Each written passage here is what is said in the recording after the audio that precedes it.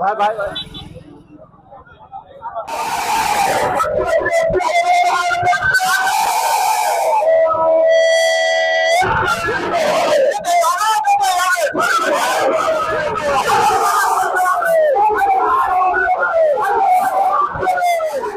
আমরা ডাক্তার শহীদুল আলমের নমিনেশন চাই ধানের শীষ মার্কায়। আমরা বহুত দিন থেকে আমরা শহীদুল আলমকে চাই, কিন্তু আমরা পাই না।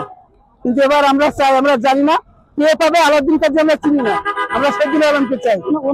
যার নামে এতগুলো কেস থাকতে পারে,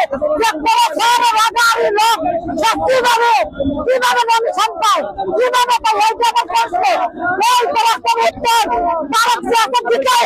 আজকের এই সিট যদি ডাক্তার শহীদুল আলমকে না দেওয়া হয় তাহলে এই সিট বিএনপি হারাবে, আর বিএনপি যদি একটা সিট হারায় বিএনপির ক্ষতি হবে।